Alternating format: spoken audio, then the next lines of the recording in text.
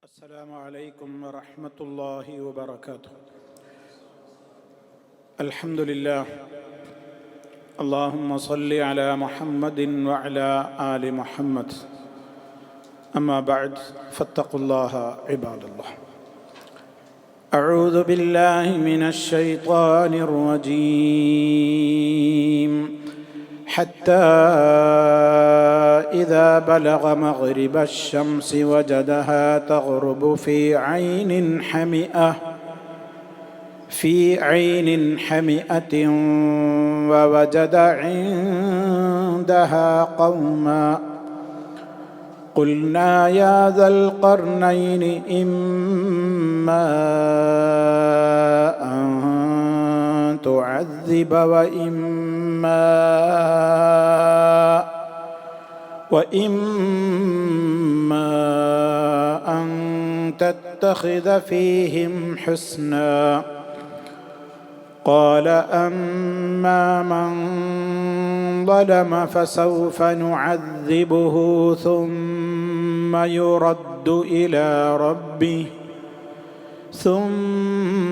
يرد إلى ربه فيعذبه عذابا نكرا. وأما من آمن وعمل صالحا فله جزاء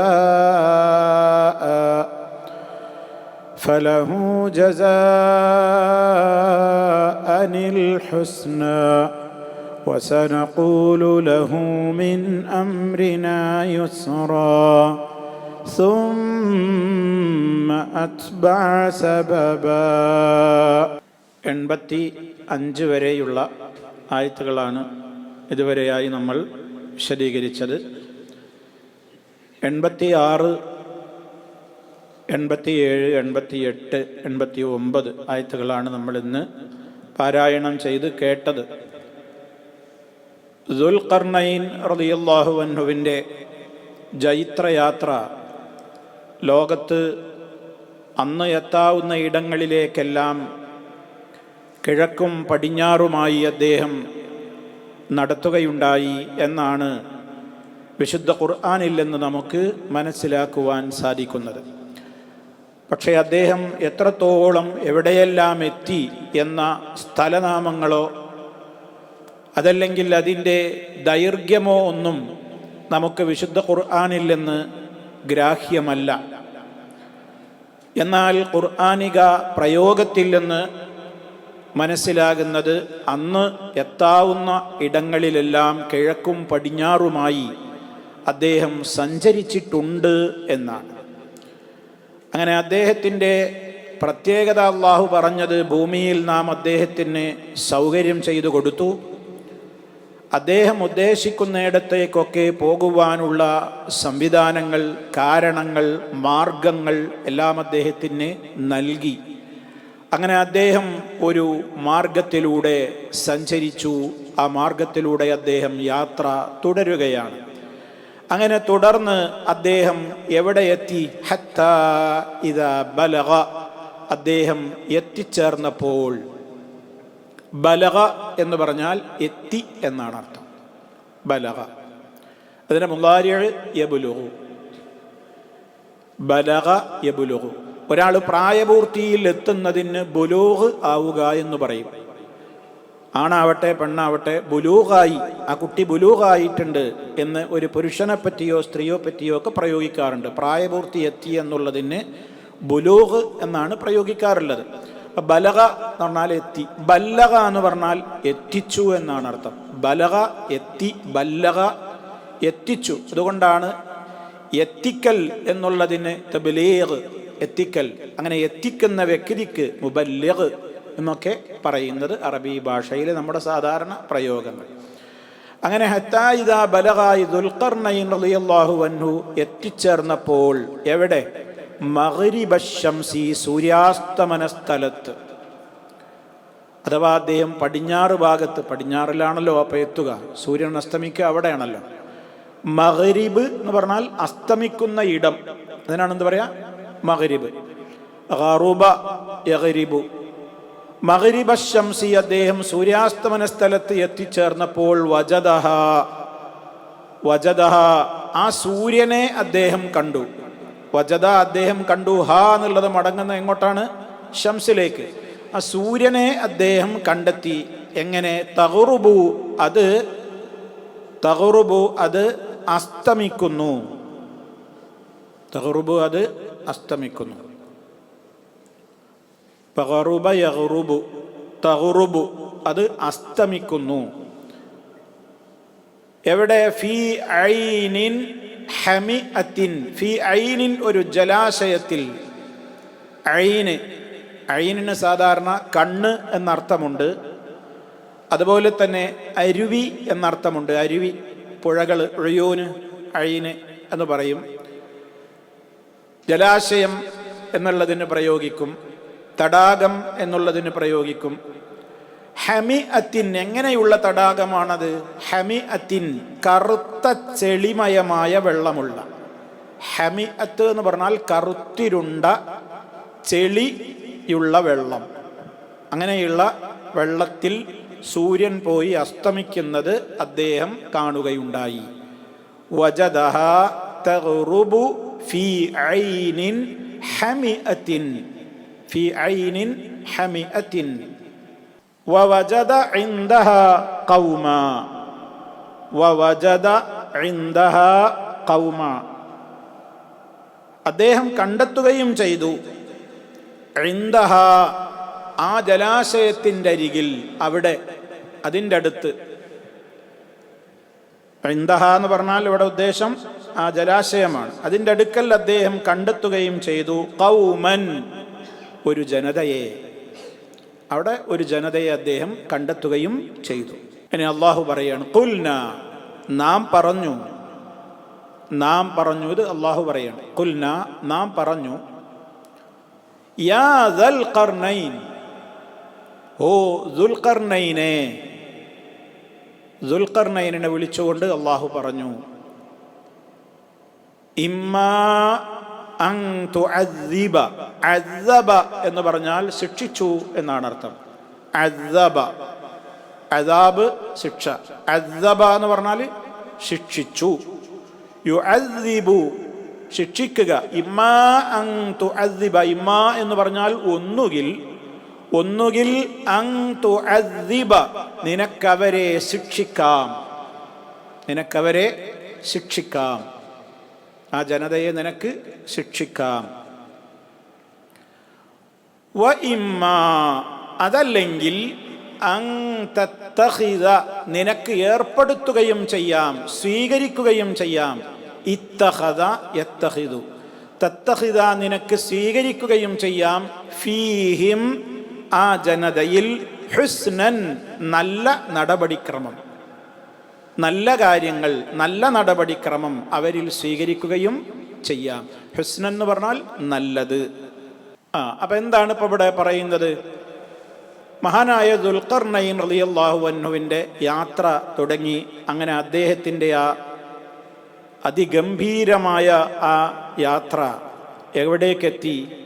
മഗ്രിബു ശംസിലേക്ക് എത്തി എന്ന് പറഞ്ഞാൽ അദ്ദേഹത്തിന് അന്ന് ലഭ്യമായ നിലക്കുള്ള ദീർഘയാത്ര പടിഞ്ഞാറ് ഭാഗത്തേക്ക് അദ്ദേഹം പോയിട്ടുണ്ടാകും. അങ്ങനെ പടിഞ്ഞാറിൻ്റെ അങ്ങേ അറ്റത്തേക്ക് അന്ന് അദ്ദേഹത്തിന് എത്തിപ്പെടാവുന്നതിൽ വെസ്റ്റ് ഭാഗത്തേക്കുള്ള അങ്ങേ അറ്റത്ത് അദ്ദേഹം എന്ത് ചെയ്യുന്നു? എത്തിപ്പെടുന്നു. അങ്ങനെ എത്തിപ്പെടുമ്പോൾ അദ്ദേഹം കാണുന്നത് അമ്മൽ വസൂലു ഇലാ മഗ്രിബി ശംസി, കേട്ടോ, അദ്ദേഹം ആ മഗ്രിബു ശംസിലേക്ക് എത്തുകയാണ്. എന്ന് പറഞ്ഞാൽ എത്തുമ്പോൾ അവിടെ ആ സൂര്യനെ അദ്ദേഹം കണ്ടെത്തുന്നത് എങ്ങനെയാണ്? തഗ്റുബു ഫീ ഐനിൻ ഹമിഅത്തിൻ, കറുത്ത ചെളിമയമായ ഒരു വെള്ളത്തിൽ ആ സൂര്യൻ പോയി അസ്തമിക്കുന്നു. ഇതിപ്പോ സൂര്യൻ വെള്ളത്തിൽ എന്തായാലും വീഴൂലല്ലോ. അപ്പം ഇത് ഓരോ നോക്കുന്ന ആളുകൾക്കുണ്ടാകുന്ന ഓരോ അനുഭവങ്ങളാണ്. അപ്പം നമ്മൾ കടപ്പുറത്ത് പോയിട്ട് പിന്നെ സൺസെറ്റ് കാണാൻ പോകും. ഇപ്പോൾ സൂര്യാസ്തമനം കാണാൻ പോകുക എന്ന് പറയുമ്പോൾ നമ്മളെ കണ്ണിൽ എന്താ ഉണ്ടാവുക? ആ വെള്ളത്തിലേക്ക് അങ്ങനെയാണ് താഴും. ഇനി അതൊരു പുഴവക്കത്താണെങ്കിലോ ആ വെള്ളത്തിലേക്ക് അങ്ങനെയാണ് പോകും. ഇനി ഒരു കായൽ തീരമോ വേറെ എന്തെങ്കിലും ആണെങ്കിലോ അതങ്ങനെ വെള്ളത്തിലേക്കാണ് പോകും.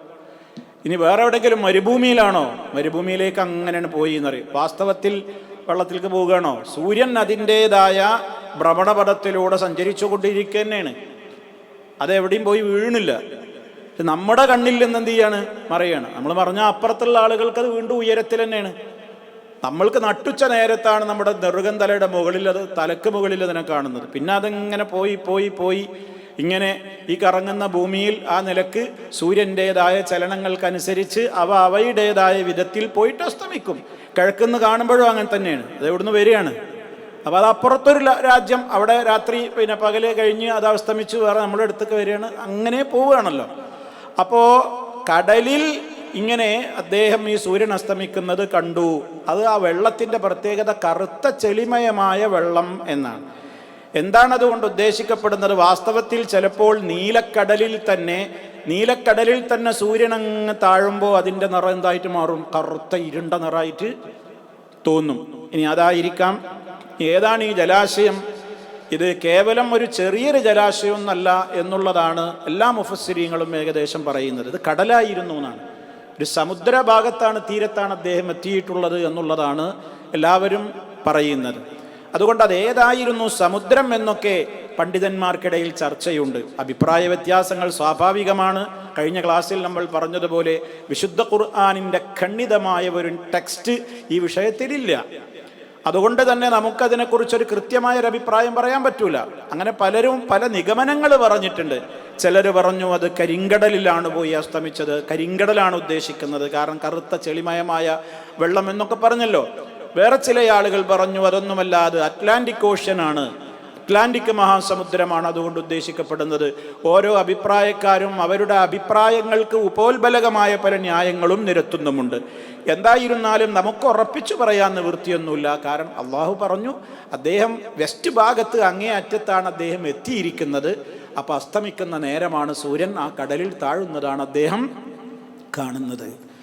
അങ്ങനെ ആ അവസരത്തിൽ വവജദ ഇൻദഹാ ഖൗമ, ആ സമുദ്രത്തിൻ്റെ അടുക്കൽ അദ്ദേഹം കണ്ടെത്തി ഖൗമൻ, ഒരു ജനതയെ. അപ്പം അങ്ങോട്ട് കയറി ചെല്ലുമ്പോൾ അവിടെ കണ്ട ജനത, ആ ജനതയെ സംബന്ധിച്ച് അള്ളാഹു അദ്ദേഹത്തിന് വിവരങ്ങൾ പറഞ്ഞു കൊടുക്കുകയാണ്.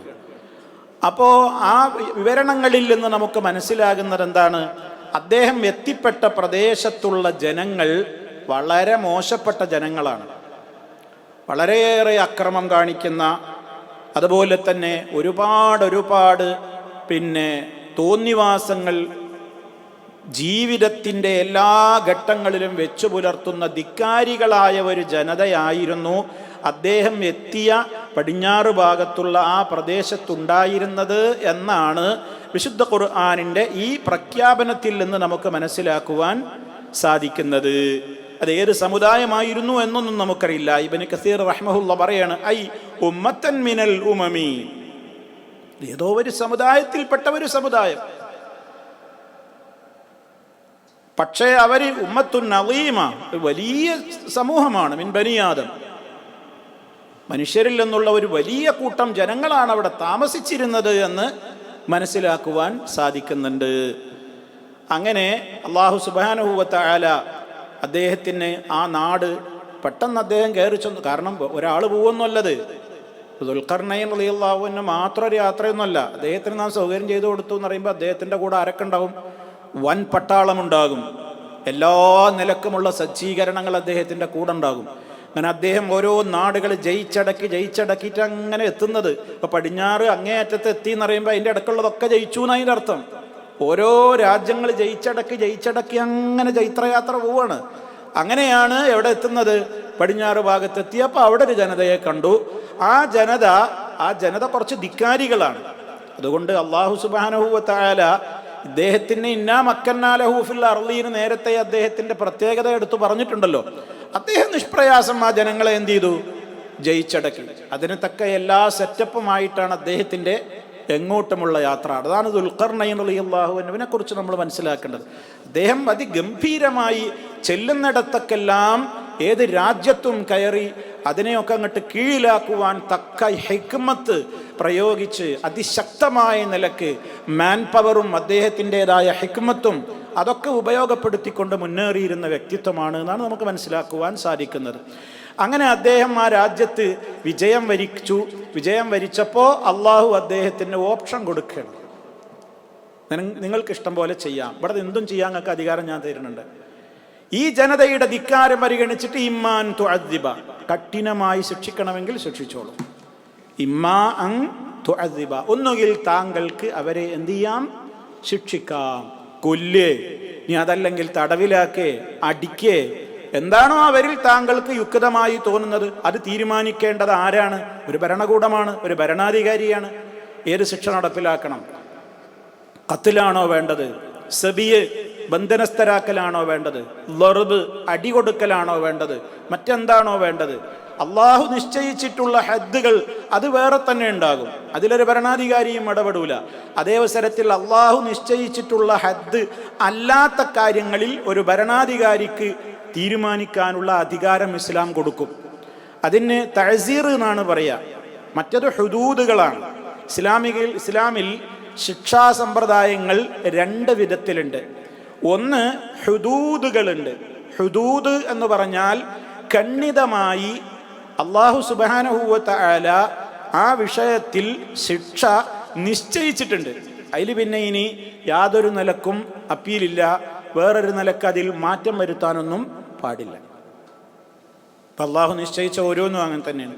കൊലക്ക് കൊല, അതിനെന്താണോ നിശ്ചയിച്ച ഹദ് അത് വേണമെങ്കിൽ അതിൻ്റെ ആ കൊലപാതകത്തിന് ഇരയായ കൊല്ലപ്പെട്ടയാളുടെ കുടുംബം ദിയ, ബ്ലഡ് മണിയൊക്കെ കൊടുക്കുകയാണെങ്കിൽ, അല്ലെങ്കിൽ മാപ്പ് കൊടുക്കുകയാണെങ്കിലൊക്കെ വകുപ്പ് മാറും. അതൊക്കെ ഇപ്പം നമ്മൾ ഇങ്ങനെ ഒരു കേസിൽ നമ്മുടെ നാട്ടിലെ ഒരു പ്രശ്നത്തിൽ കുറേ വിഷയങ്ങളൊക്കെ ഇപ്പം നമ്മൾ അതുകൊണ്ട് പഠിക്കാൻ നമുക്ക് സാധിച്ചു. ശരി, അതേപോലെ തന്നെ ഷുർബുൽ ഖംർ, അതുപോലെ തന്നെ വ്യഭിചാരം, വിവാഹിതനാണെങ്കിൽ ഇങ്ങനെ, അവിവാഹിതനാണെങ്കിൽ ഇങ്ങനെ എന്നൊക്കെയുള്ള നിയമങ്ങളുണ്ട്. കളവ് നടത്തിയാൽ, മോഷണക്കുറ്റം വളരെ കൃത്യമായി തെളിയിക്കപ്പെട്ട് കഴിഞ്ഞാൽ അതിൻ്റേതായ ശിക്ഷകളുണ്ട്. ഇതൊക്കെ ഹദ്ദുകളാണ്. അതിൽ മറ്റൊരാൾക്ക് റെക്കമെൻഡ് ചെയ്ത് അത് ഇളവ് ചെയ്യാനൊന്നും അധികാരമില്ല. അതുകൊണ്ടാണ് ഒരു സ്ത്രീ മോഷണം നടത്തിയപ്പോൾ ആ സ്ത്രീയുടെ കൈ വെട്ടിമുറിക്കാൻ നബി സല്ലല്ലാഹു അലൈഹി വസല്ലം കൽപ്പിച്ചല്ലോ. ആ അവസരത്തിൽ അന്ന് അവിടെ വലിയ പേരും പ്രശസ്തിയൊക്കെയുള്ള ഒരു ഗോത്രമാണല്ലോ അവർ. അപ്പോൾ അവർ നബി സല്ലല്ലാഹു അലൈഹി വസല്ലമിനോടൊന്ന് റെക്കമെൻഡ് പറഞ്ഞിട്ട് ഈ ലേഡിയുടെ ശിക്ഷ ഒന്ന് ഇളവ് ചെയ്യാൻ പറ്റുമോ എന്നൊരു ശഫായത്തിന് വേണ്ടി അവർ യോഗം കൂടിയപ്പോൾ ആർക്കും പറയാൻ ധൈര്യമില്ല അള്ളാഹിൻ്റെ റസൂലിനോട്. അപ്പോൾ പറഞ്ഞു, എന്നാൽ പിന്നെ അള്ളാഹിൻ്റെ റസൂലിൻ്റെ വളർത്തുമോൻ്റെ പുത്രനുണ്ട് ഉസാമ റളിയല്ലാഹു അൻഹു, ഉസാമത്ത് ബിൻ സെയ്ദ് റളിയല്ലാഹു അൻഹു അള്ളാഹിൻ്റെ റസൂലിൻ്റെ വളർത്തുമോനാണ്. അദ്ദേഹത്തിൻ്റെ പുത്രനായിരുന്നു ആര്? ഉസാമ റളിയല്ലാഹു തആല അൻഹുവിനെ കൊണ്ട് പറയിപ്പിക്കുക. അള്ളാഹിൻ്റെ റസൂൽ അന്ന് ചെറിയ കുട്ടിയാണ്. നബി സല്ലല്ലാഹു അലൈഹി വസല്ലം വഫാത്താകുമ്പോൾ തന്നെ അദ്ദേഹത്തിന് കേവലം ടീനേജുകാരനാണ്, 17-18 വയസ്സൊക്കെ ഉണ്ടാവുള്ളൂ. അപ്പോൾ ഉസാമയെ വലിയ വാത്സല്യവും കാരുണ്യവും അനുകമ്പയും സ്നേഹമൊക്കെ ആയിരുന്നു മുത്തു മുസ്തഫ സല്ലല്ലാഹു അലൈഹി വസല്ലമിന്. നല്ല മോനായിരുന്നു, ചെറുപ്പത്തിലേ നല്ല മികവ് കാണിച്ചിരുന്നു, അതീവ ബുദ്ധിശക്തി ഉണ്ടായിരുന്നു. അതുകൊണ്ട് തന്നെ സമരമുഖത്തിൻ്റെ കമാൻഡറായിട്ട് പോലും അള്ളാഹിൻ്റെ റസൂല് അവസാന കാലത്ത് വലിയ നേതാക്കളൊക്കെ ഉണ്ടായിരിക്കെ തന്നെ ആരെ നിശ്ചയിച്ചു? ഉസാമയെ നിശ്ചയിച്ചിട്ടുണ്ടായിരുന്നു ചില ഘട്ടങ്ങളിലൊക്കെ. അതൊക്കെ ചരിത്രത്തിൽ നമുക്ക് കാണാവുന്ന സംഭവബഹുലമായ മനോഹരമായ ചില വീക്ഷണങ്ങളാണ് മുത്തു മുസ്തഫ സല്ലല്ലാഹു അലൈഹി വസല്ലമിൻ്റേത്. അങ്ങനെ ആ ഉസാമയെ കൊണ്ട് പറയിപ്പിക്കാം എന്ന് പറഞ്ഞു. ഉസാമ റളിയല്ലാഹു തആല അൻഹു പോയിട്ട് വിവരം പറഞ്ഞപ്പോൾ അള്ളാഹിൻ്റെ റസൂൽ പറഞ്ഞതാണ് ചരിത്രത്തിൽ നമ്മളെപ്പോഴും കേൾക്കുന്ന ആ സംഭവം. അള്ളാഹിൻ്റെ റസൂലിൻ്റെ മുഖമൊക്കെ വിവർണമായി, മുഖം തുടുത്തു, രോഷം, ദേഷ്യം വന്നു. എന്നിട്ട് ചോദിച്ചു, അള്ളാഹുവിൻ്റെ ഹദ്ദിൽ, റബ്ബിൻ്റെ തീരുമാനത്തിൽ റെക്കമെൻഡ് പറയാൻ നീ വന്നിരിക്കുകയാണോ? എന്നാ നീ ഒരു കാര്യം മനസ്സിലാക്കിക്കോ, ഫവല്ലാഹി, അള്ളാഹുവിനെ തന്നെയാണ് സത്യം, ലൗ അന്ന ഫാത്തിമ ബിൻത മുഹമ്മദ്, മുഹമ്മദിൻ്റെ മോള് ഫാത്തിമയാണ് മോഷണം നടത്തിയതെങ്കിലും അത് തെളിയിക്കപ്പെട്ട് കഴിഞ്ഞാൽ അവളുടെ കൈ ഞാൻ ഛേദിക്കുക തന്നെ ചെയ്യും. അത് മകളായി എന്നുള്ളതുകൊണ്ട് മാറ്റമൊന്നും ഉണ്ടാവില്ല. ഏറ്റവും ചരിത്രത്തിലെ എന്നും എല്ലാവരും ഉദ്ധരിക്കുന്ന ഒരു മഹാസംഭവം, ആ സംഭവത്തിൻ്റെ കാരണം ഇതായിരുന്നു. ആ ഗോത്രക്കാരിയുടെ ശിക്ഷ ഇളവ് ചെയ്യാൻ ഞാൻ പറഞ്ഞു വരുന്നത് സാന്ദർഭികമായിട്ട് ഓർമ്മപ്പെടുത്തിയതാണ്. ശിക്ഷകളിൽ അങ്ങനെ ആർക്കും ഒരു ഇടപെടലും നടത്താൻ പാടില്ലാത്ത വിധം തീരുമാനം, അത് ഹുദൂദുകളാണ്, ഹദ്ദുകളാണ്. അതേ അവസരത്തിൽ അതല്ലാത്ത കാര്യങ്ങളുണ്ടാകും. ശറയിൽ അതിനൊരു കൃത്യമായ ശിക്ഷ നിശ്ചയിക്കപ്പെട്ടിട്ടില്ല. അത് അതാത് രാജ്യങ്ങളിലുള്ള ഉലാത്തുൽ ഉമൂറിന്, ഭരണാധികാരിക്ക് എന്ത് ശിക്ഷ കൊടുക്കണം എന്ത് ചെയ്യാം തീരുമാനിക്കാം. അവയ്ക്ക് പറയുക തഅ്സീർ എന്നാണ്. തഅ്സീർ, താ ഐന് സായ് യാ റാ, തഅ്സീർ എന്നാണ് അതിന് പറയാം. അപ്പം ഏതായിരുന്നാലും ഇവിടെ ഇദ്ദേഹത്തിന് ഈ ദുൽഖർനൈൻ റളിയല്ലാഹു അൻഹുവിന് അല്ലാഹു തആല എന്ത് ചെയ്യാണ്, ഒന്നുകിൽ നിനക്കവരെ ശിക്ഷിക്കാം, അതല്ലെങ്കിലോ അൻ തത്തഖിദ ഫീഹിം ഹുസ്നാ, നിനക്ക് അവരിൽ സ്വീകരിക്കാം ഹുസ്നൻ, നല്ല നടപടിക്രമങ്ങൾ. നീ ഒരു നീതിയോടുകൂടി അവരെ പുറത്തു കൊടുത്തിട്ടോ മാപ്പ് നൽകിയിട്ടോ മറ്റെന്ത് വേണമെങ്കിൽ നിനക്ക് വിട്ടുതരുന്നു, ഒക്കെ നിൻ്റെ ഇഷ്ടം പോലെ ചെയ്യാം. ആ നിലക്കുള്ളൊരു സ്വാതന്ത്ര്യം അല്ലാഹു ദുൽഖർനൈൻ റളിയല്ലാഹു അൻഹുവിന് ആ നാട്ടുകാരുടെ വിഷയത്തിൽ നൽകുകയാണ്. അപ്പോൾ അദ്ദേഹം എന്ത് ചെയ്തു? ആനായ ദുൽഖർനൈൻ റളിയല്ലാഹു തആല അൻഹു അദ്ദേഹം പറഞ്ഞ വാചകം എന്താണെന്താ മറുപടി? ഖാല, അദ്ദേഹം പറഞ്ഞു, അമ്മാ മൻ ളലമ, എന്നാൽ ആര് അക്രമം പ്രവർത്തിച്ചുവോ, അമ്മാ മൻ ളലമ, അക്രമം പ്രവർത്തിച്ചുവോ, ഫസൗഫ നുഅദ്ദിബുഹു, അവനെ നാം ശിക്ഷിക്കുക തന്നെ ചെയ്യും. ഫസൗഫ നുഅദ്ദിബുഹു, ഈ നാം എന്ന് കിട്ടിയാൽ എന്തുകൊണ്ടാ? നുഅദ്ദിബു, നു, മറ്റൊരു തുഅദ്ദിബ എന്ന് പറഞ്ഞ നീ, ഇവിടെ നുഅദ്ദിബുഹു, നാം അവനെ ശിക്ഷിക്കും. സുമ്മ, പിന്നീട് യുറദ്ദു, അവനെ മടക്കപ്പെടും, പിന്നീട് അവൻ മടക്കപ്പെടും. റദ്ദ എന്ന് പറഞ്ഞാൽ മടക്കി, റുദ്ദ മടക്കപ്പെട്ടു, അതിൻ്റെ മുളാരിയാണ് യുറദ്ദു. സുമ്മ യുറദ്ദു, പിന്നീട് അവൻ മടക്കപ്പെടുന്നതാണ്. ഇലാ റബ്ബിഹി, തൻ്റെ റബ്ബിലേക്ക്. എന്നിട്ട് അതുകൊണ്ട് തീരോ? ഫയുഅദ്ദിബുഹു, അങ്ങനെ ആ റബ്ബവനെ ശിക്ഷിക്കുകയും ചെയ്യും. അദാബൻ നുക്റാ, വഷളായ കഠിനതരമായ ശിക്ഷ. രണ്ട് ലോകത്തും ശിക്ഷ ഉണ്ടാവുന്നു. എൻ്റെ അടുത്തുനിന്ന് ശിക്ഷ കിട്ടിച്ചിട്ട് പരലോകത്ത് ഒഴിവാകുന്നില്ല. അങ്ങനത്തെ ടീമിനെ അങ്ങനെ തന്നെ അക്രമം ചെയ്തോനെ ഞാൻ വിടൂല.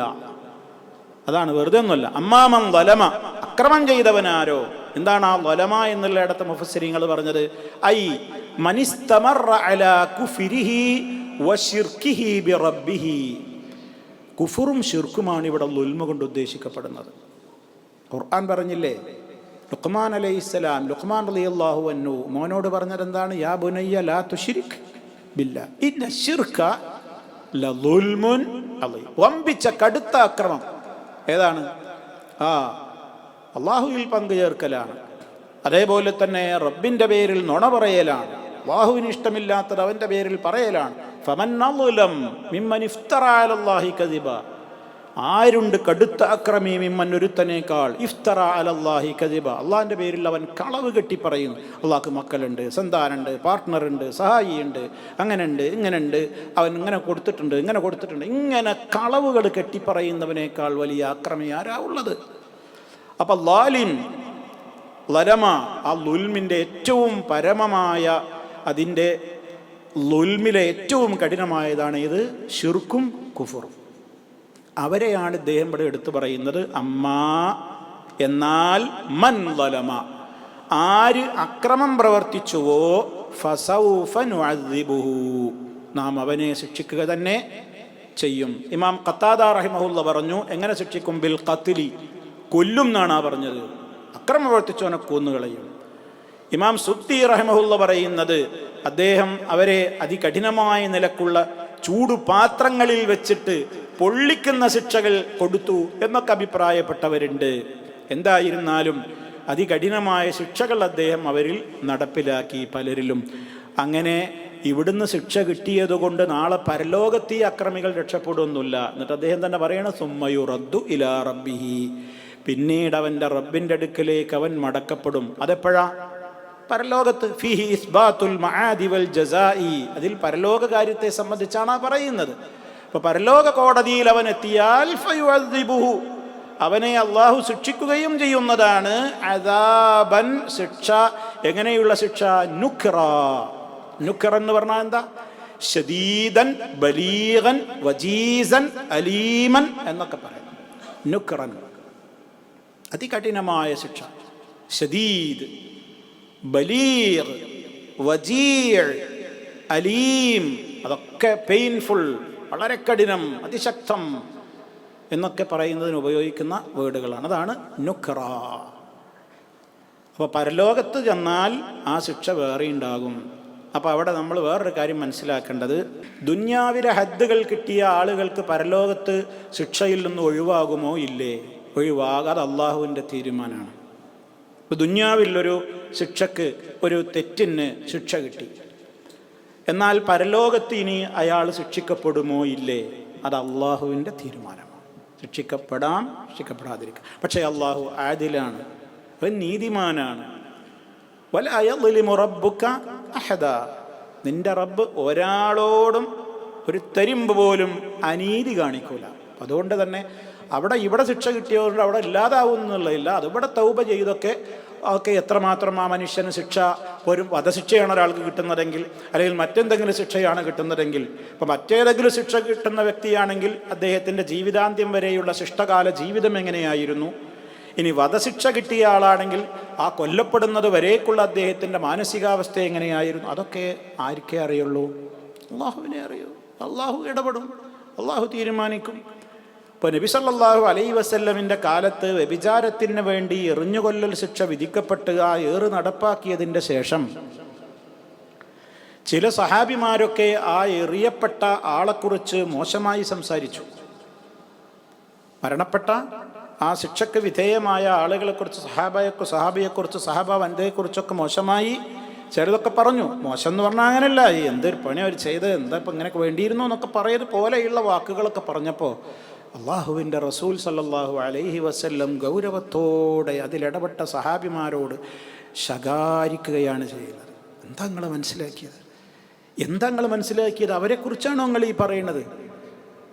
ഇവിടെ ആ വ്യക്തികളൊക്കെ, ആ വ്യക്തി അവർ ചെയ്ത തൗബ മദീനയിലെ 70ഓളം വരുന്ന അതേ പാപം ചെയ്തവരുടെ പോലും പാപം പൊറുപ്പിക്കുന്ന വിധത്തിലാണ് അവർ ചെയ്തിട്ടുള്ളത്. പിന്നെന്താ അവരെക്കുറിച്ച് നിങ്ങൾക്ക് മോശം പറയാനുള്ളത്? അത് അള്ളാൻ്റെ റസൂൽ, അവർക്ക് അള്ളാൻ്റെ റസൂൽ അള്ളാഹു തആല വഹയാണ്ട് അറിയിച്ചു കൊടുക്കുകയാണ് അവരെപ്പറ്റി. അപ്പം അതുകൊണ്ട് അങ്ങനെ നമുക്ക് പറയാൻ കഴിയില്ല. നമ്മളൊരാളെക്കുറിച്ച് നമുക്ക് പറയാൻ കഴിയില്ലല്ലോ. അദ്ദേഹത്തിൻ്റെ മൗത്തിൻ്റെ സമയത്ത് എങ്ങനെയായിരുന്നു, ശിക്ഷ ഏറ്റുവാങ്ങും അദ്ദേഹത്തിൻ്റെ മനോനിലവാരം എങ്ങനെയായിരുന്നു, അദ്ദേഹത്തിൻ്റെ വിശ്വാസം എങ്ങനെയായിരുന്നു. ഇനി അതല്ലെങ്കിൽ ദുന്യാവിൽ അടിശിക്ഷയ്ക്ക് വിധിക്കപ്പെട്ടവരോ ജയിൽ ശിക്ഷയോ തടവിലോ ഒക്കെ ആക്കപ്പെട്ട ആളുകൾ, അവർ പുറത്തു വന്നിട്ടുള്ള അവരുടെ ശിഷ്ടകാല ജീവിതം എങ്ങനെയായിരുന്നു, അതൊക്കെ നമുക്കൊരാൾക്ക് തീരുമാനിക്കാൻ പറ്റില്ല. അള്ളാഹുവിനേക്ക് വിട്ടുകൊടുക്കേണ്ട കാര്യങ്ങളാണ്. അപ്പോൾ അതാണ് ഇവിടെ പറയുന്നത്, സുമ്മ യുറദ്ദു ഇലാ റബ്ബിഹി ഫയുഅദ്ദിബുഹു അദാബൻ നുക്റ. അത് അള്ളാഹ് ഇവരുടെ കാര്യത്തിൽ അങ്ങനെയാണ്. കാരണം അവരങ്ങനെയാണ്. കാഫറുകളായ ആളുകൾക്ക് ഇനി ഇപ്പോൾ ഇവിടുന്ന് ദുന്യാവിൽ വരെ അങ്ങനെ തന്നെ കാഫറായി തന്നെ മരിച്ചു പോയവർക്ക് ഇനി പരലോകത്ത് ഇനി എന്തെങ്കിലും ഇളവുണ്ടോ? അവിടെ പിന്നെ ഇളവൊന്നുമില്ലല്ലോ. അവർ ഖാലിദ് നരകത്തിൽ സാക്ഷിതരാണ്. മുഅ്മിനീങ്ങളുടെ കാര്യത്തിലാണ് എന്ത് ഞാൻ നേരത്തെ പറഞ്ഞത്, അത് തെറ്റിദ്ധരിക്കരുത്. മുഅ്മിനീങ്ങളുടെ കാര്യത്തിലാണ് എന്ത് അള്ളാഹുവാണ് ഇവരെ കാര്യത്തിൽ പിന്നെ തീരുമാനമൊന്നുമില്ല. കാഫറായി മരിച്ചു പോയവന് പിന്നെ അവൻ ഇന്നല്ലദീന കഫറു വമാതു വഹും കുഫാർ, അവർ കാഫറാണ്, അവർ മാതു വഹും കുഫാർ, അവിശ്വാസികളും മുശ്രിക്കുകളുമായി തന്നെ അവർ മരിച്ചുപോയി, തൗബയൊന്നും ചെയ്തിട്ടില്ല. പിന്നെ എവിടെയാണ്? നരകാഗ്നിയിലാണ്. അവരുടെ കാര്യത്തിൽ പിന്നെ വേറെ വർത്താനൊന്നും ഇല്ല. അതേ അവസരത്തിൽ അദ്ദേഹം പറയുന്നത് നോക്കൂ, അദ്ദേഹത്തിൻ്റെ നല്ല മനസ്സാണ്. അമ്മാമൻ ആമന, എന്നാൽ വിശ്വസിച്ചവർ, ഞാൻ പറയുന്ന കാര്യങ്ങളൊക്കെ കേട്ട് യഥാർത്ഥത്തിൽ എപ്രകാരമാണോ അള്ളാഹുവിൽ വിശ്വസിക്കേണ്ടത് അങ്ങനെ വിശ്വസിച്ച ആളുകൾ കണ്ടോ, താബഅന അലാ മാ നദഉഹു ഇലൈഹി മിൻ ഇബാദത്തില്ലാഹി വഹ്ദഹു ലാ ശരീക ലഹു. ദുൽഖർനൈൻ പറയാണ് എന്ത് വിശ്വസിച്ച ആളുകൾ. ഈ നാട്ടുകാരിൽ ആര് വിശ്വസിച്ചോ? എങ്ങനെ വിശ്വസിക്കുക? അവിടെയുള്ള പാരമ്പര്യ വിശ്വാസം വിശ്വസിച്ച് നടക്കുകയല്ല, അതല്ല ഈമാൻ. നമ്മൾ ശ്രദ്ധിക്കണം. പിന്നെന്താ അവിടെ ഇബ്നു കസീർ റഹിമഹുല്ലാഹ് പ്രത്യേകം എടുത്ത് പറയുന്നത്, താബഅന, ആ നാട്ടുകാർ ഞങ്ങളെ പിൻപറ്റിയാൽ ഏത് വിഷയത്തിൽ? അലാമാ നദഉഹു ഇലൈഹി, ഞങ്ങൾ അവരെ ഏതൊന്നിലേക്കാണോ ക്ഷണിക്കുന്നത്, മിൻ ഇബാദത്തില്ലാഹി വഹ്ദഹു ലാ ശരീക ലഹു, ഏകനായ അല്ലാഹുവിനെ മാത്രമേ ആരാധിക്കാവൂ, അതിനോട് ഒന്നിനെയും പങ്കു ചേർക്കരുത് എന്ന തത്വം ഞങ്ങളൊക്കെ അവർക്ക് പഠിപ്പിച്ചു കൊടുത്തിട്ട് ആ ശരി ഞങ്ങളത് അംഗീകരിക്കാൻ തയ്യാറാണെന്ന് പറഞ്ഞ് നമ്മളെ പിൻപറ്റുന്ന ആളുകൾ ആരുണ്ടോ? വഅമില സാലിഹ, സൽക്കർമ്മങ്ങൾ പ്രവർത്തിക്കുകയും ചെയ്തവനായിട്ട് ആരൊക്കെ ഉണ്ടാകുമോ? അപ്പം ഈമാനും വേണം, സൽക്കർമ്മം വേണം. എനിക്ക് ഈമാൻ ഉണ്ട് എന്ന് പറഞ്ഞിട്ട് കാര്യമില്ല. ഈമാനിൻ്റെ പ്രകടമായ കൃത്യമായ തെളിവെന്നോണം ജീവിത നിഷ്ഠയിൽ, ജീവിതത്തിൽ സൂക്ഷ്മത പാലിച്ചുകൊണ്ടുള്ള ജീവിതം വേണം. ഖുർആൻ എല്ലായിടത്തും പറയുന്നൊരു യാഥാർത്ഥ്യമാണ്. ആമന പറയുമ്പോഴൊക്കെ എന്ത് പറയും? അമല സാലിഹം പറയും. കാരണം വിശ്വാസത്തെ അധിഷ്ഠിതമായുള്ള കർമ്മങ്ങൾ വേണം. അല്ലാതെ എനിക്ക് ഈമാനൊക്കെ ഉണ്ട്, എൻ്റെ ഈമാങ്ങൾ അളക്കണ്ട, അതിൻ്റെ കൽബിലാണ്, ഞാൻ പള്ളിയിൽ പോകാത്തൊന്നും നിങ്ങൾ നോക്കണ്ട എന്ന് ചില കള്ളത്തരീക്കത്തുകാർ നമ്മുടെ നാട്ടിലൊക്കെ പറയുന്നുണ്ട്.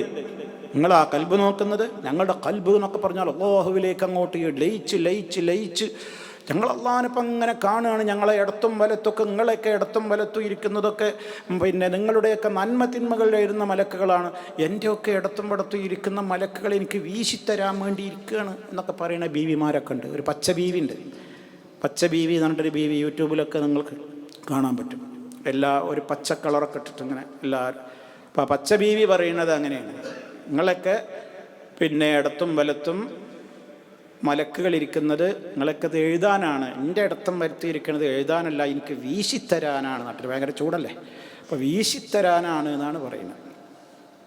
ഒരു ഉദാഹരണം പറഞ്ഞതാണ്. അങ്ങനെ കുറേ ആളുകളുണ്ട്, കുറേ കൗമുണ്ട്, ലോകം മൊത്തം നിയന്ത്രിക്കുന്നവർ എല്ലാം വളരെ ഗൗരവമാണ്, വളരെ ഗൗരവമാണ്. നിങ്ങളെല്ലാവരും അതിൻ്റെ ഗൗരവം ഉൾക്കൊള്ളണം. എത്രത്തോളം അപകടകരമായ ഒരു വിശ്വാസ വ്യതിയാനത്തിലേക്കാണ്, ചെളിക്കുണ്ടിലേക്കാണ് നമ്മുടെ സമുദായത്തിലെ ഭൂരിഭാഗം പോയി വീണുകൊണ്ടിരിക്കുന്നത്. ഇത് നമ്മെ വേദനിപ്പിക്കണം, നമ്മെ വേദനിപ്പിക്കണം. ഇതൊന്നും തമാശകളല്ല. ലാ ഇലാഹ ഇല്ലല്ലാഹ് എന്ന പേരിൽ ചൊല്ലിയ ആളുകളാണ് ഈ പറയുന്നത്. എത്രത്തോളം വൃത്തികെട്ട വിശ്വാസങ്ങളാണ് പ്രചരിപ്പിച്ചുകൊണ്ടിരിക്കുന്നത്. ഇപ്പോൾ ഇതാ ആണ്ട് നടന്നുകൊണ്ടിരിക്കുകയാണ്. CM മടവൂര് എന്ന് പറയുന്ന മനുഷ്യൻ്റെ ആണ്ട് നടന്നുകൊണ്ടിരിക്കുകയാണ്. എല്ലാ ഇടങ്ങളിലും അതിൻ്റെ പ്രചരണങ്ങളും കാര്യങ്ങളും ഒക്കെ പറയണം. മൂപ്പരെ പറ്റി പറയണം, ലോകം മൊത്തം മൂപ്പര് കൺട്രോൾ ചെയ്യണം, ലോകം മുഴുവൻ നിയന്ത്രിക്കുകയാണ്. അദ്ദേഹം നടക്കുമ്പോൾ ഒറ്റക്കല്ല നടക്കുന്നത്, ജിബിരിയിലുണ്ട് കൂടെ. ഒരിക്കൽ ജിബിരിയിൽ പിന്നിലായപ്പോൾ CM മടവൂര് പറഞ്ഞു ഇത്രേ, തഖദ്ദം യാ ജിബിരിയിൽ, ജിബിരിയിലെ മുമ്പിൽ നടക്കുക. അപ്പോൾ ജിബിരിയിൽ പറഞ്ഞു ഇത്രേ, ഇൻത തഖദ്ദം, ഇനി നടക്കണം. ജിബിരിയിലും മീക്കായിലും കൂടെ വീട്ടിലേക്ക് വന്നു, കഞ്ഞുടിക്കാൻ വന്നു. കഞ്ഞുടിക്കാൻ വരുന്നില്ല, ഉമ്മ കഞ്ഞി വെച്ച് വിളമ്പി. ഒരു രണ്ടാളും അപ്പുറത്ത് മാറി നിൽക്കുകയാണ്. രണ്ടാൾ കുടിക്കുന്നില്ല, ബാക്കിയുള്ളവരൊക്കെ കുടിച്ചു. ഉമ്മാക്ക് വലിയ സങ്കടമായി. എന്താ മോനെ അവർ രണ്ടാളും മാറിക്കണത്? അതുപോലെ അവിടെ വന്ന മുരീദുമാർക്കും സങ്കടമായി. അപ്പോൾ CM പറഞ്ഞു, നിങ്ങളാരും വിഷമിക്കണ്ട, അത് ജിബിരിയിലും മീക്കായിലുമാണ്. നിങ്ങളൊന്ന് ആലോചിച്ച് നോക്കി സഹോദരങ്ങളെ. ഇതൊക്കെ വിശ്വസിക്കാനും പേറാനും പ്രചരിപ്പിക്കാനും ഒക്കെ നമ്മുടെ നാട്ടിൽ നമ്മെപ്പോലെയുള്ള മനുഷ്യന്മാരുണ്ട്, ആണുങ്ങളുണ്ട്, പെണ്ണുങ്ങളുണ്ട്. നിങ്ങൾ മനസ്സിലാക്കണം. ഇവരുടെ മുമ്പിലാണ് നമുക്ക് ദഅവത്ത് നടത്തേണ്ടത്. ഇത് വളരെ സീരിയസ് ആയിട്ട് നിങ്ങളൊക്കെ എടുക്കണം. ഇതൊന്നും ഒരു കേവലം ചില തമാശകളല്ല. ഈ സമൂഹത്തിൻ്റെ ഗതിയോർത്ത് പടച്ചവനോട് നമ്മുടെ പ്രാർത്ഥനകളിൽ റബ്ബേ ഈ കൗമിനെ നീ രക്ഷപ്പെടുത്തണം, അവർക്ക് സന്മാർഗം കാണിച്ചു കൊടുക്കണം എന്ന് പറയണം. എത്ര അപകടത്തിലേക്കാണ് നമ്മുടെ സമൂഹം പോകുന്നത്. ഇതൊക്കെ ഇപ്പോൾ ഞാൻ പറഞ്ഞ ഉദാഹരണങ്ങൾ മാത്രമാണ്. നേരം പുലരുവോളം പറഞ്ഞാലും തീരാത്തത്ര വിഷയത്തിലുള്ള വളരെ ഗൗരവമുള്ള വാദങ്ങളാണ് ഉന്നയിച്ചുകൊണ്ടിരിക്കുന്നത്. എത്രത്തോളം ഗൗരവമാണ് സഹോദരങ്ങളെ. അപ്പം ഈമാനുണ്ട് എന്നിങ്ങനെ പറഞ്ഞ് നടന്നിട്ട് കാര്യമില്ല. അത് അള്ളാഹു പഠിപ്പിച്ച്. അതാ അവിടെ കണ്ടോ ദുൽഖർനൈൻ പറയുന്നത്, അമ്മാമൻ ആമന, ആര് വിശ്വസിച്ചോ ഞാൻ വിളിക്കുന്ന അമ്പിയാക്കൾ പഠിപ്പിച്ച ആ തൗഹീദിലേക്ക് ഞാൻ വിളിക്കുമ്പോൾ അതിലേക്ക് അവർ വരണം. വഅമില സാലിഹൻ, സൽക്കർമ്മങ്ങൾ പ്രവർത്തിക്കണം. അങ്ങനെ സൽക്കർമ്മങ്ങൾ പ്രവർത്തിക്കുകയും വിശ്വസിക്കുകയും ചെയ്യുന്നവരാരോ, അദ്ദേഹം പറയണ ഫലഹു, അവനുണ്ടായിരിക്കും ജസാഅനിൽ ഹുസ്ന, ഏറ്റവും നല്ല പ്രതിഫലമുണ്ടാകും, അത് സ്വർഗമാണ്. അങ്ങനെയുള്ള ആളുകൾക്ക് പരലോകത്ത് എന്ത് കിട്ടും? ഏറ്റവും നല്ലത്. അൽ ഹുസ്ന എന്ന് പറഞ്ഞാൽ ഏറ്റവും നല്ലത് എന്നുള്ളതോട് ഉദ്ദേശം എന്താണ്? സ്വർഗം. അവൻ്റെ സ്വർഗം ലഭിക്കുന്നതാണ്. മാത്രമല്ല അവന് നാളെ പരലോകത്ത് സ്വർഗം കിട്ടും. വസനഖൂലു ലഹു, നാം അവനോട് പറയുന്നതുമാണ്. ദുൽഖർനൈൻ പറയാണ് കേട്ടോ, നാം അവനോട് പറയുന്നതുമാണ്. മിൻ അംരിന, നമ്മുടെ കൽപ്പനകളിൽ നിന്ന് യുസ്റ, എളുപ്പമുള്ളത് അവരോട് ഞാൻ പറയുകയും ചെയ്തോളാം. അപ്പം അക്രമികളെ ഞാൻ കടുത്ത ശിക്ഷയ്ക്ക് വിധേയാക്കും. മറ്റുള്ളവരോടോ ഞാൻ നല്ല നിലക്ക് ഇടപെടും. അവർക്ക് എളുപ്പമുള്ള കാര്യങ്ങളെ ഞാൻ പറയുള്ളൂ. എളുപ്പമുള്ള കാര്യങ്ങളിലേക്കാണ് ഞാൻ അവരെ നയിക്കുക. എളുപ്പമുള്ളതേ ഞാൻ അവരോട് കൽപ്പിക്കുകയുള്ളൂ. അങ്ങനെ അവരോട് ഏറ്റവും നല്ല നിലക്ക് ഞാൻ ഇടപെടും. ആരോട്?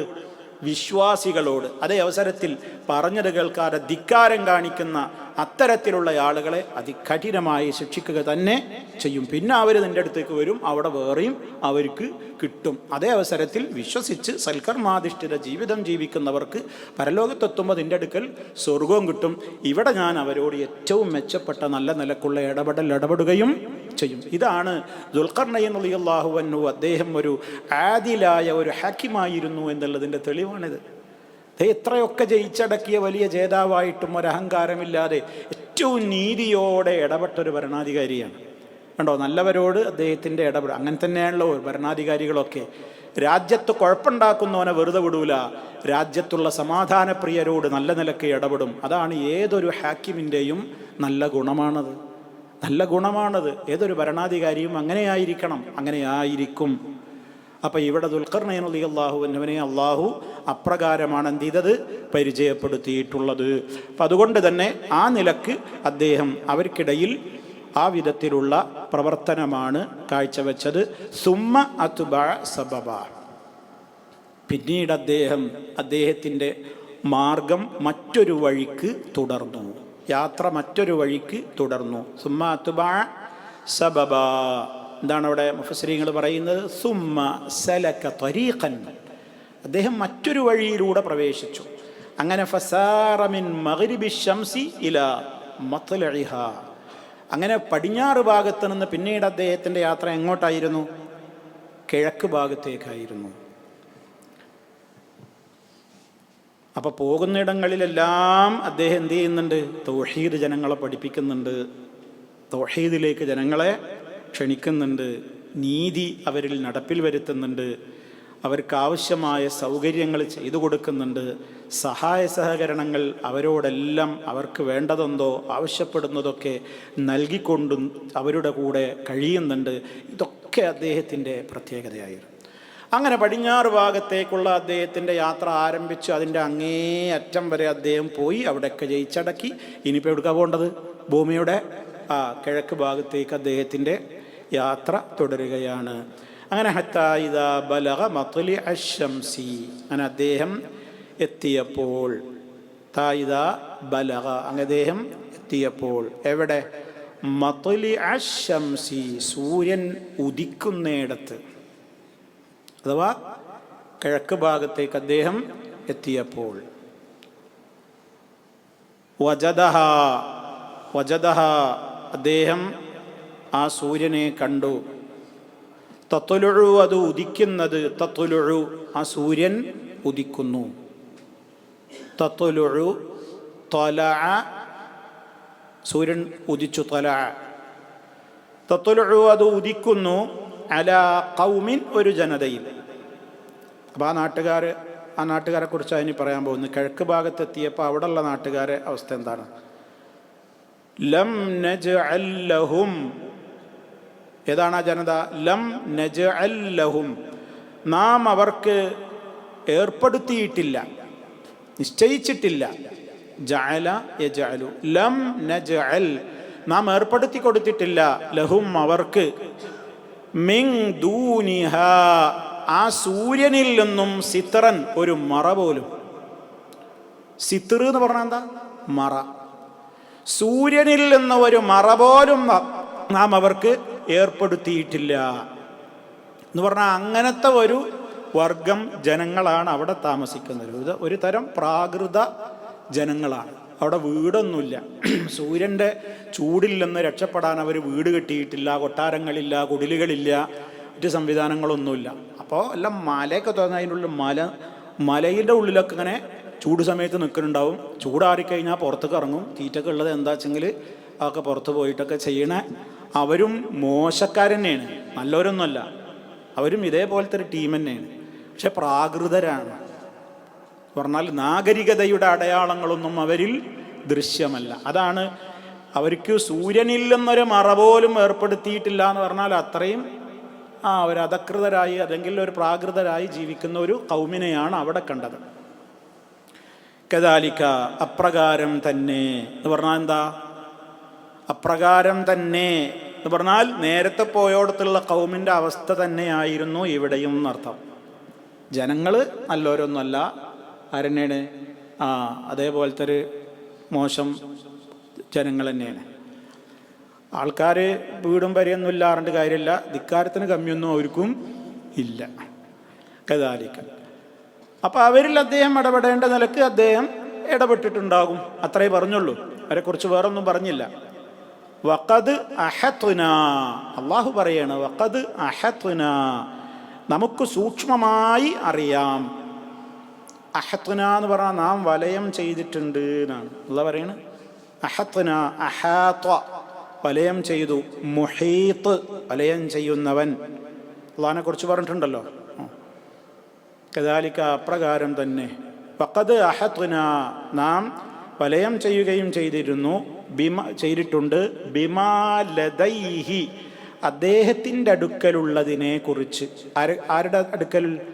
ദുൽഖർനൈനിൻ്റെ അടുക്കൽ ആ നാട്ടുകാരെ കുറിച്ച് എന്തൊക്കെ കാര്യങ്ങളാണ് അദ്ദേഹം തീരുമാനമെടുത്തത്, പ്രവർത്തിച്ചത്, അവിടെ അങ്ങനെ എന്തെല്ലാം നിലക്ക് അദ്ദേഹം ഇടപെട്ടു, അവിടെ പോയിട്ട് ഏതെല്ലാം വിധത്തിലുള്ള പ്രവർത്തനങ്ങൾ അദ്ദേഹം നടത്തി, അതൊക്കെ നമുക്കറിയാം. ഇവിടെ പറഞ്ഞിട്ടില്ല, അള്ളാഹ് പറയണം അതൊക്കെ നമുക്ക് നന്നായി അറിയാം.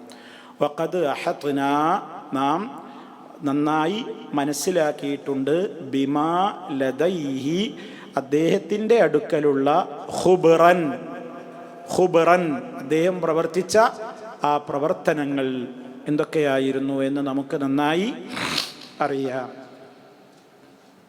അതാണ് വഖദ് അഹത്ന ബിമാ ലദൈഹി ഖുബ്റ എന്നുള്ളതിന് ഇമാം മുജാഹിദ്, ഇമാം സുദ്ദി റഹിമഹുല്ലാ അവർ പറഞ്ഞത് ഇൽമാൻ, അവരെക്കുറിച്ചുള്ള അറിവ്, അദ്ദേഹത്തിൻ്റെ അടുക്കലുള്ള അവിടെ അദ്ദേഹം ചെയ്ത പ്രവർത്തനങ്ങളെക്കുറിച്ചുള്ള കൃത്യമായ അറിവ് നമ്മുടെ അടുക്കലുണ്ട്.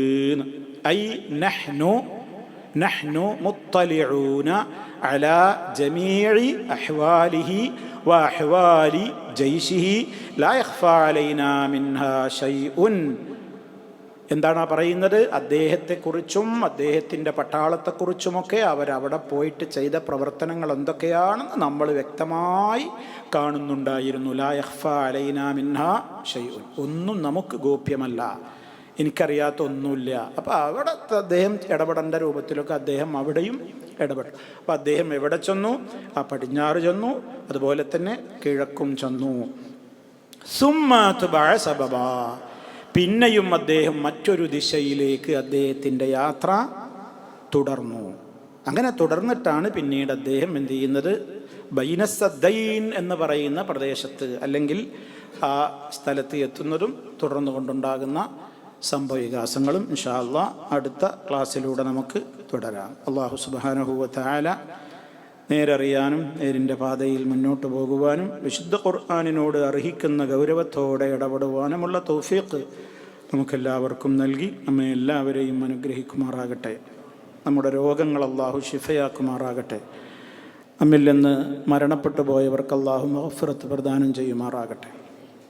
മാരകമായ രോഗങ്ങളിൽ നിന്ന് നമ്മെ എല്ലാം അല്ലാഹു കാത്ത് രക്ഷിക്കുമാറാകട്ടെ. റബ്ബനാ തഖബ്ബൽ മിന്നാ ഇന്നക അൻതസ് സമീഉൽ അലീം. اللهم صل على محمد وعلى آل محمد والحمد لله رب العالمين والسلام عليكم ورحمة الله وبركاته.